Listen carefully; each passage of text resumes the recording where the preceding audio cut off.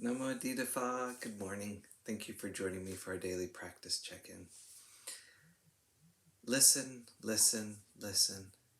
This beautiful sound calls us back to our true home.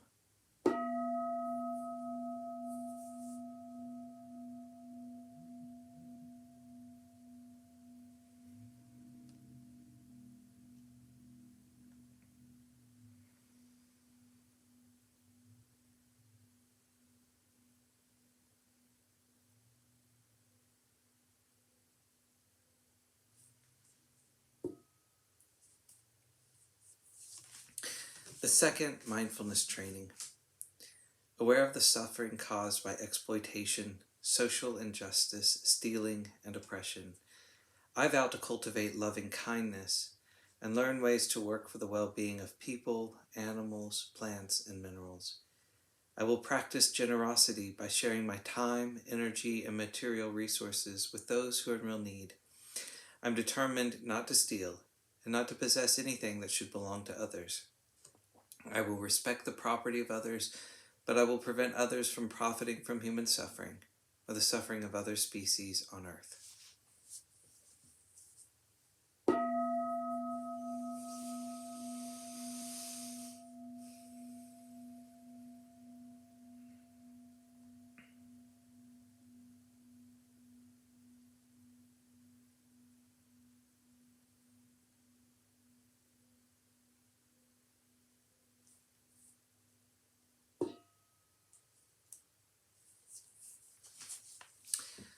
Today we're finishing The Development of Equanimity by Ajahn Amaro.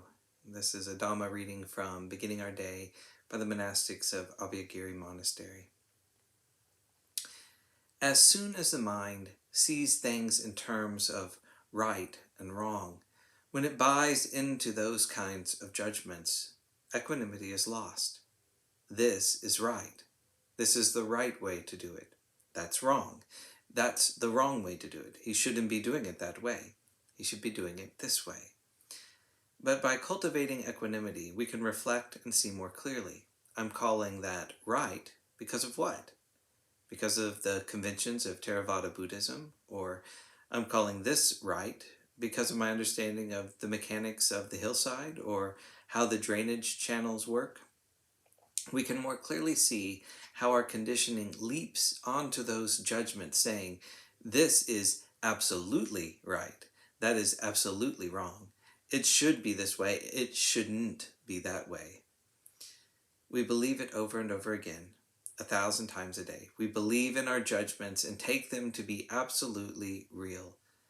But with some equanimity, the mind has the ability to recognize that this is called right because of a reason.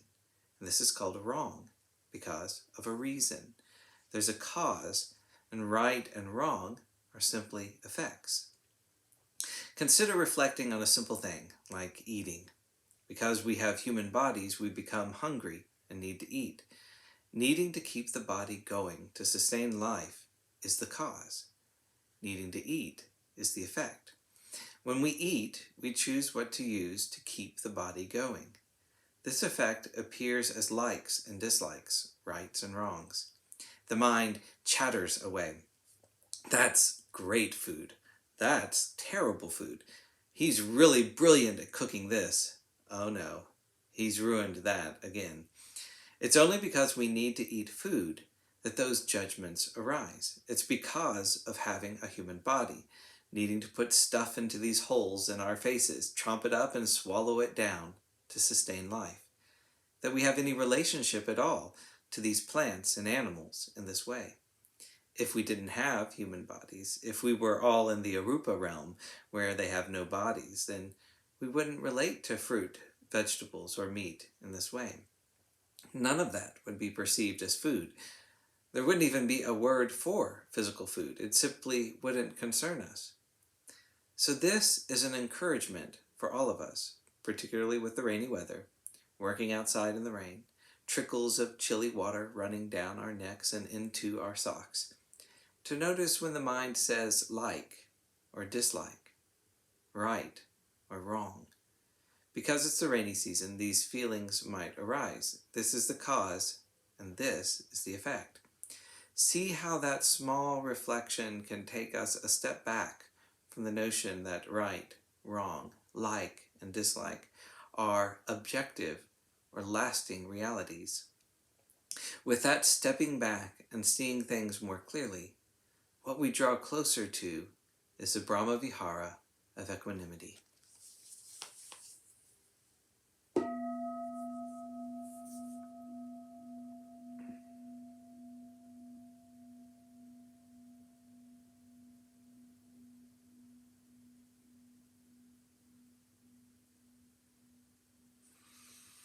May all beings be well.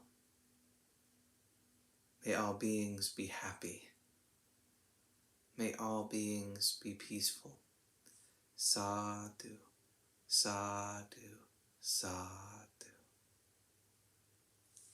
Thank you for joining me this morning.